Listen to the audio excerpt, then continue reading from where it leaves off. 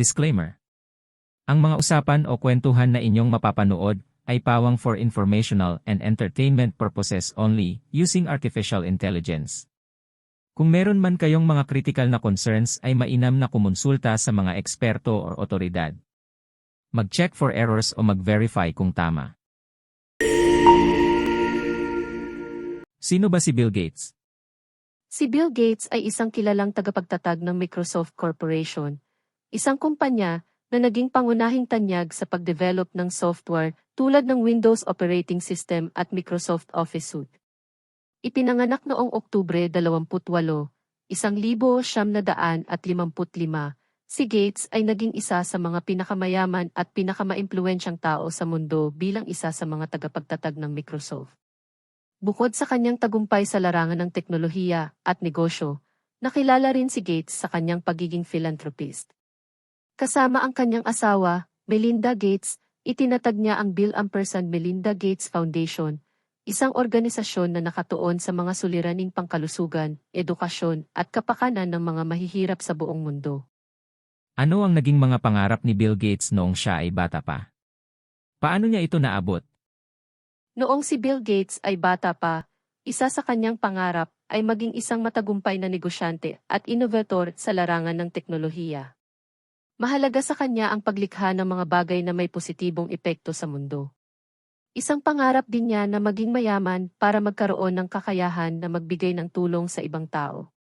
Upang maabot ang kanyang mga pangarap, nagtuon si Bill Gates ng malaking oras at dedikasyon sa pag-aaral at pagsasanay sa larangan ng teknolohiya. Siya ay nag-aral sa Harvard University, ngunit nagdesisyon na tumigil upang makapag-concentrate sa pagbuo ng kanyang kumpanya, ang Microsoft. Sa kanyang sipag, talino, at determinasyon, nakamit niya ang kanyang mga pangarap at naging isa sa mga pinakamahalagang tao sa industriya ng teknolohiya at isang kilalang philanthropist. Paano nagsimula ang Microsoft at ano ang papel ni Bill Gates sa pag-unlad nito? Ang Microsoft ay nagsimula noong 1975 nang sina Bill Gates at ang kanyang kaibigan na si Paul Allen ay bumuo ng isang maliit na kumpanya sa Albuquerque, New Mexico. Ang unang produkto ng Microsoft ay ang Altair Basic, isang interpreter ng programang computer para sa Altair 8800, isang popular na microcomputer noong panahong iyon. Ang papel ni Bill Gates sa pag-unlad ng Microsoft ay hindi maaaring balewalain. Siya ang naging pangunahing tagapagdisenyo ng mga software ng kumpanya at nanguna sa pagsasanay ng kanilang mga empleyado. Bilang CEO at pangunahing arkitekto ng Microsoft, siya ay naging pangunahing tagapagpaganap sa pagbuo ng kanilang mga produkto, kabilang ang MS-DOS at Windows Operating Systems na naging mga pundasyon ng kanilang tagumpay.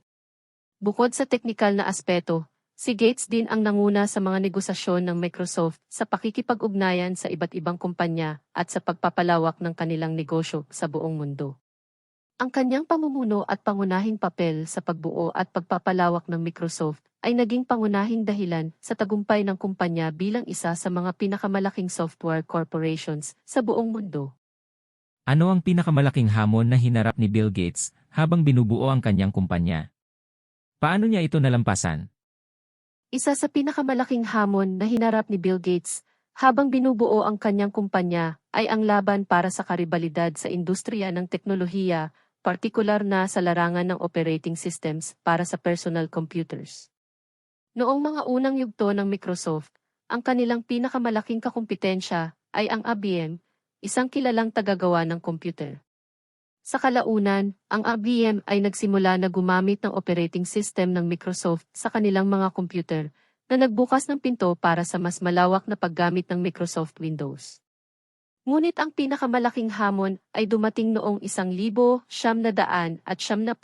nang haharapin ni Gates ang mga issue sa monopolyo at anti-competitive practices mula sa US Department of Justice.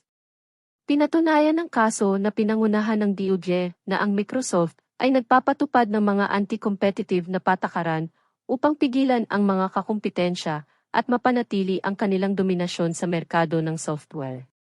Ito ay may kaugnayan sa kung paano sila nakipag-ugnayan sa kanilang mga partners at ang kanilang mga patakaran sa presyo. Upang malampasan ang mga hamong ito, nagharap si Gates ng mga pagbabago sa pamamahala at estratehiya ng kumpanya. Nagtakda sila ng mga patakaran sa pagpapahintulot at pagbabahagi ng mga teknolohikal na impormasyon sa ibang kumpanya na tumulong upang maalis ang ilang mga puna tungkol sa kanilang monopolyo. Bukod dito, ang Microsoft ay nakipagkasundo sa US government at naglagay ng mga batas at regulasyon sa kanilang mga gawain. Sa kabuuan, sa pamumuno ni Gates at ang pagsasagawa ng mga hakbang upang matugunan ang mga isyu ng monopolyo at anti-competitive practices, nagtagumpay siya sa paglampas sa mga hamon na ito at patuloy na lumago at umunlad ang Microsoft bilang isa sa mga pinakamalaking kumpanya sa mundo. Paano nagsimula ang Bill & Melinda Gates Foundation, at ano ang mga pangunahing layunin nito? Ang Bill & Melinda Gates Foundation ay itinatag noong 2000 ni Bill Gates at Melinda Gates, kasama ang mga pangunahing donasyon mula sa kanilang personal na yaman. Ang pangunahing layunin ng pagsasama-sama ng kanilang lakas at yaman sa pamamagitan ng pagtatag ng foundation ay upang makatulong sa pagpapabuti ng kalagayan ng mga tao sa buong mundo. Ang mga pangunahing layunin ng Bill & Melinda Gates Foundation ay kinabibilangan ng mga sumusunod. Isa, kalusugan, nakatuon ang foundation sa pagpapalawak ng akses sa pangunahing kalusugan at healthcare services para sa mga nangangailangan sa buong mundo. Ito ay kinabibilangan ng paglaban sa pandemya, pagpapalakas ng reproductive health, pagtugon sa malnutrisyon, at iba pang mga programa para sa kalusugan ng mga mahihirap na komunidad.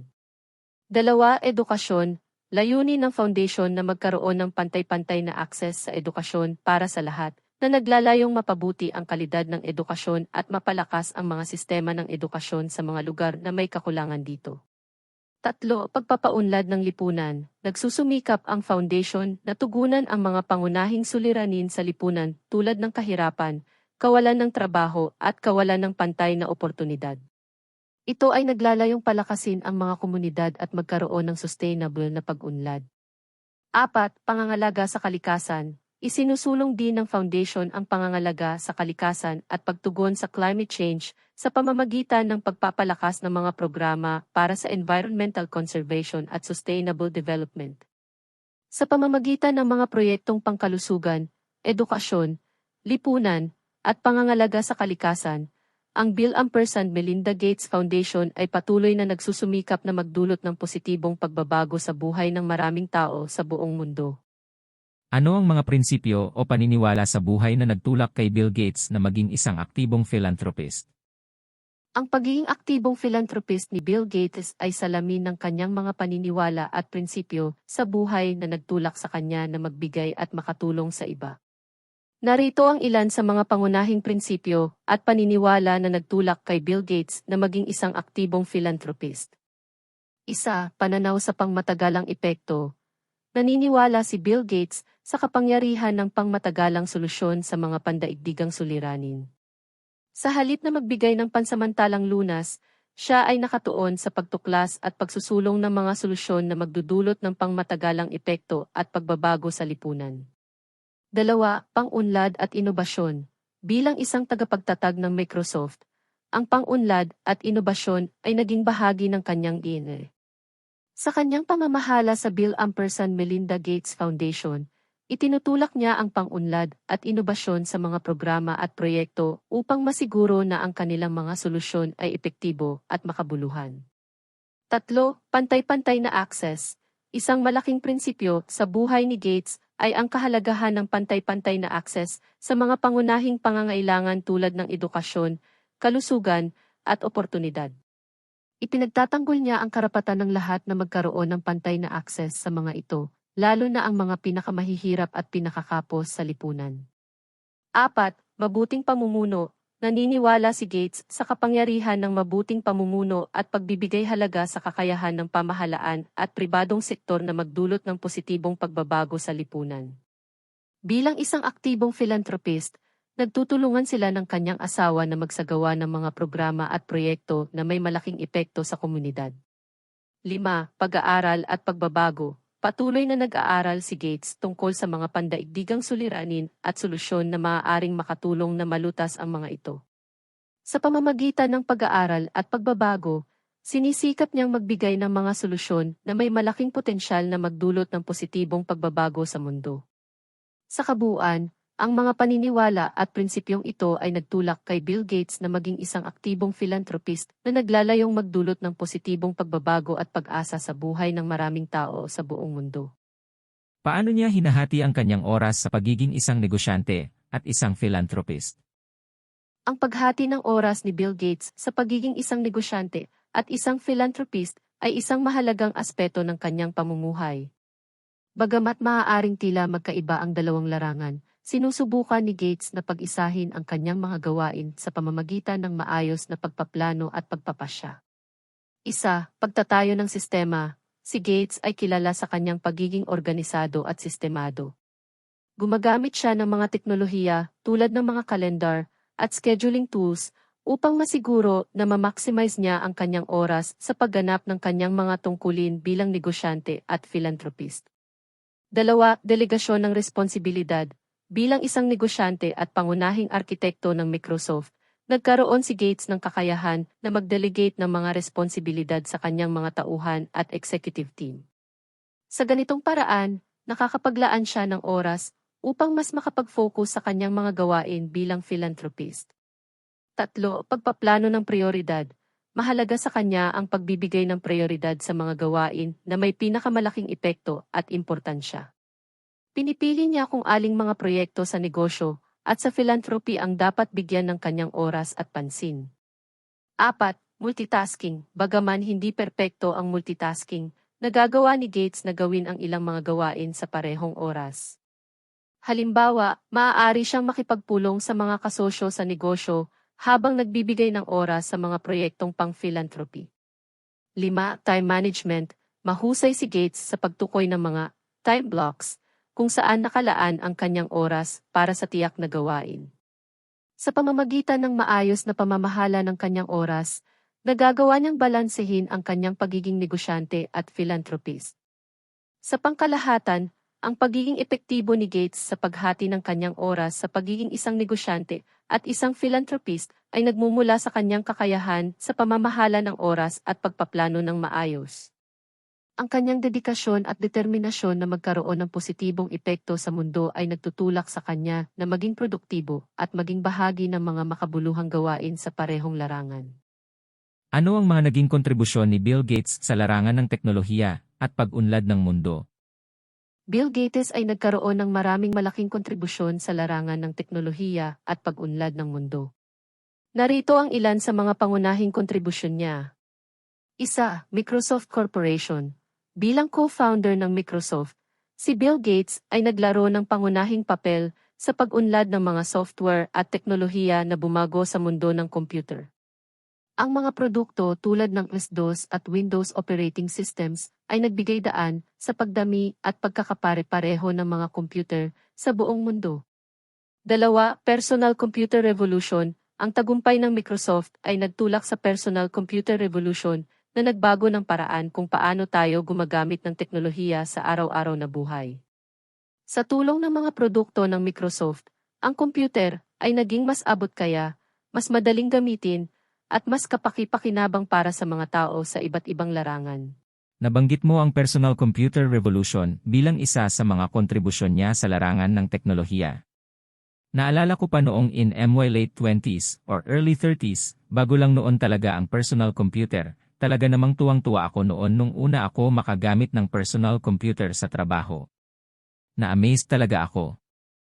Tunay nga namang napakalaking pagbabago ang dala ng personal computer revolution sa ating mga buhay. Ang pagdating ng personal computer ay nagbukas ng mga pintuan ng bagong mga oportunidad, hindi lamang sa larangan ng trabaho, kundi pati na rin sa edukasyon, komunikasyon at pangkalahatang pamumuhay. Noong unang panahon, ang paggamit ng computer ay limitado lamang sa mga eksperto sa teknolohiya at sa mga korporasyon. Ngunit sa pagdating ng mga personal computer, na naging mas madali at abot kaya para sa karaniwang tao na magkaroon ng akses sa teknolohiya sa kanilang sariling tahanan o opisina. Ang mga personal computer ay nagbigay daan sa atin na magkaroon ng mas mabilis at mas maaasahang paraan ng pagproseso ng impormasyon, paglikha ng mga dokumento at presentasyon, komunikasyon sa pamamagitan ng email at instant messaging, at marami pang iba. Ito rin ang naging pundasyon para sa mga teknolohiyang tulad ng internet, digital media, at iba pa na nagbago sa paraan ng ating pamumuhay at pagtatrabaho. Ang tuwa at kagandahan ng iyong karanasan ay nagpapakita kung gaano kalaking epekto ang naidulot ng personal computer sa maraming tao.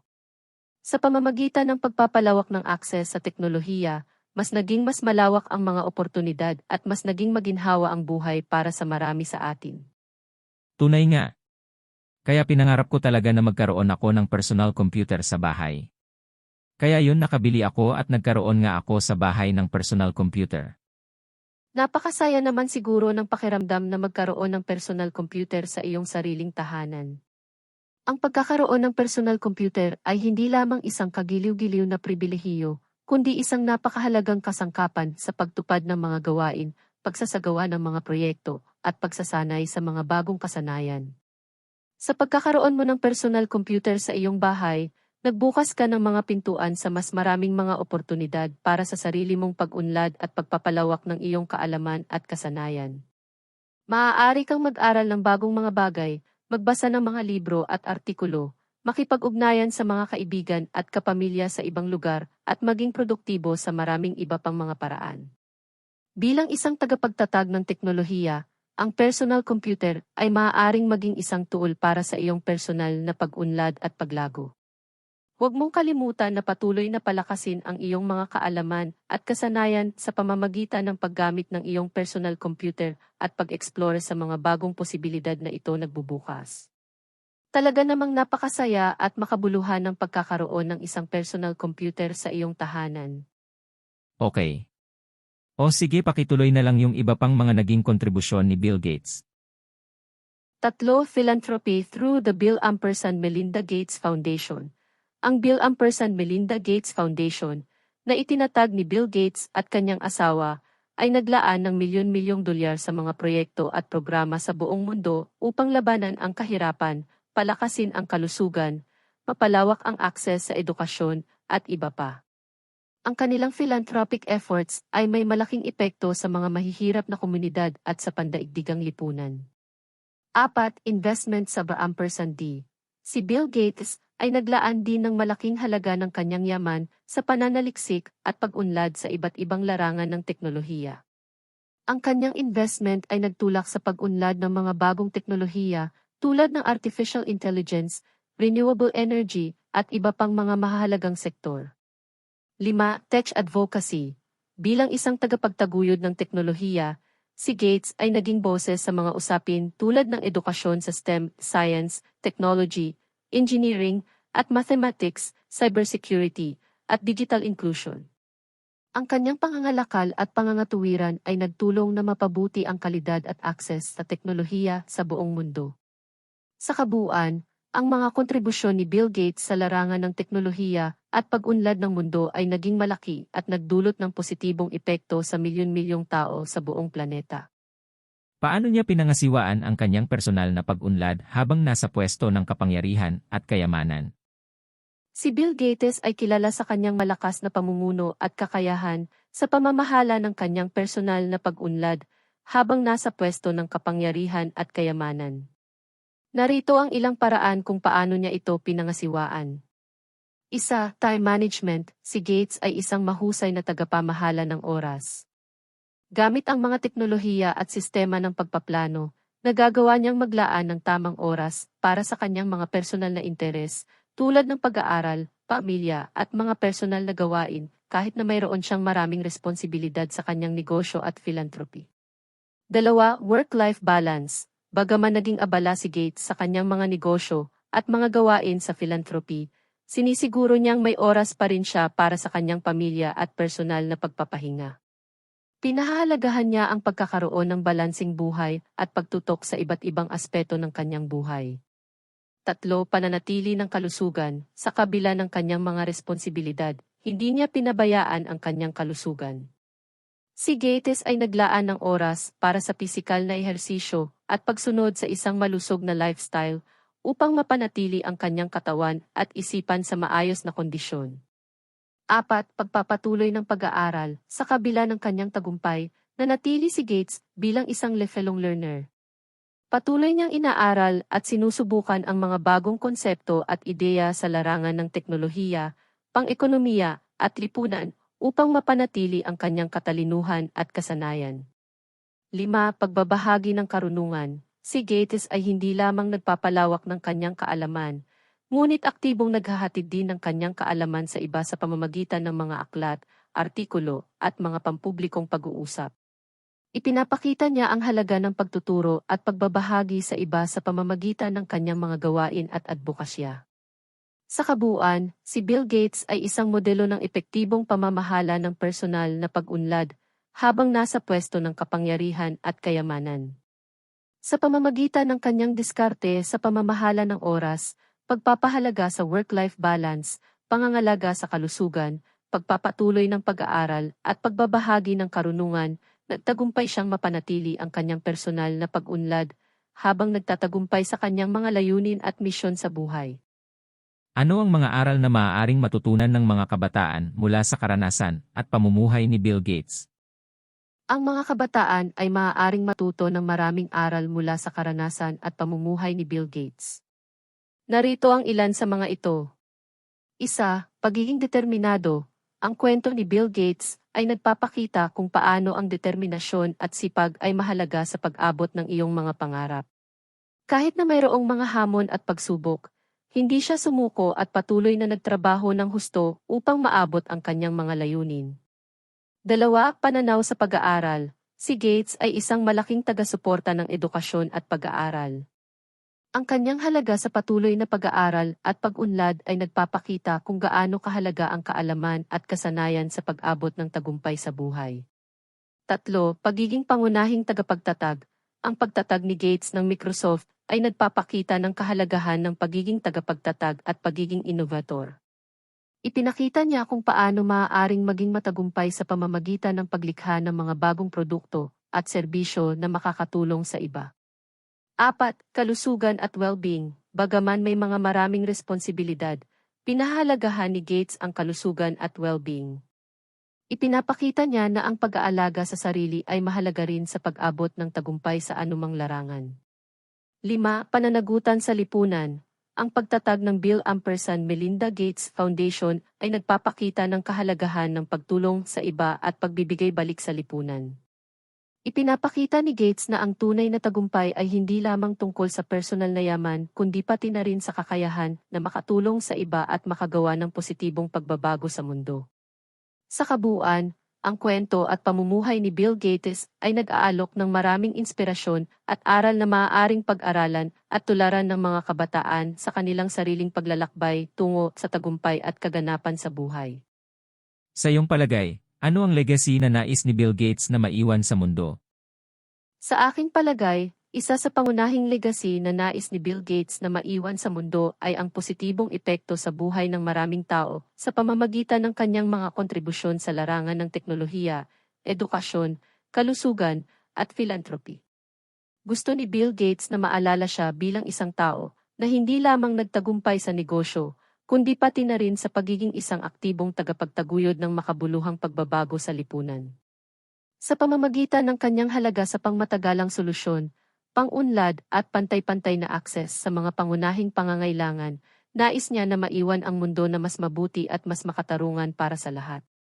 Bukod dito, nais ni Gates na ang kanyang legacy ay magpatuloy sa pamamagitan ng kanyang mga advokasya at mga proyekto sa Bill & Melinda Gates Foundation. Ipinapakita niya na ang pagiging mayaman at makapangyarihan ay may kaakibat na pananagutan sa pagtulong sa iba at sa pagtataguyod ng pag-unlad at katarungan sa buong mundo. Sa pangkalahatan, ang legacy ni Bill Gates ay nakaugat sa kanyang mga gawa at mga epekto ng kanyang mga aksyon sa mundo. Hangad niya na sa pamamagitan ng kanyang mga kontribusyon at paglilingkod, ang mundo ay magiging isang mas magandang lugar para sa mga susunod na henerasyon. Ano nga pala ang tunay na pangalan ni Bill Gates? Ang tunay na pangalan ni Bill Gates ay William Henry Gates. Siya ay kilala sa pangalang Bill Gates. Ano nga pala ang kasalukuyang net worth ni Bill Gates? Ang kasalukuyang net worth ni Bill Gates ay 130.30 bilyon USD ayon sa datos noong 12 Mayo 2024. Balita ko nakalaan na ang yaman niya sa Bill and Melinda Gates Foundation pag namatay siya. Tama po ba?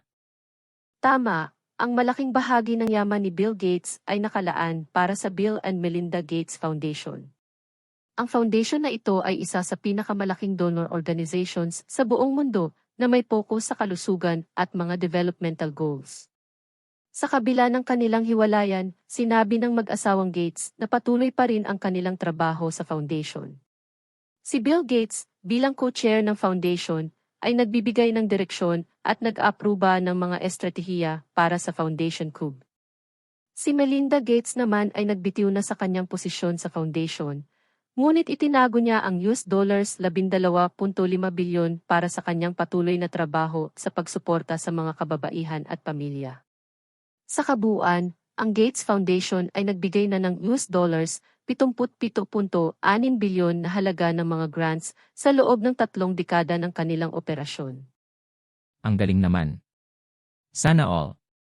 Kaya't gusto kong pasalamatan si Bill Gates at ang dating asawa na si Melinda at ang kanilang Bill and Melinda Gates Foundation dahil sa napakalaking tulong na naibigay nila at patuloy pa ring ibinibigay.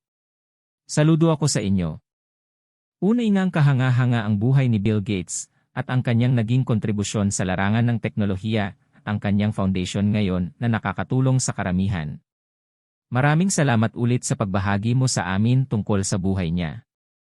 Naway makatulong ito sa ating mga tagapanood at kakwentuhan. Magandang araw sa iyo. Talaga namang nakaka-inspire ang buhay at mga kontribusyon ni Bill Gates sa larangan ng teknolohiya at philanthropy. Salamat din sa pagpapahalaga sa mga impormasyon na ibinahagi ko. Sana'y magamit ito ng maraming tao upang magkaroon ng mas malalim na pag-unawa sa kanyang buhay at naging impluensya sa mundo. Kung mayroon ka pang ibang katanungan o nais malaman sa hinaharap, huwag mag-atubiling magtanong ulit. Magandang araw din sa iyo.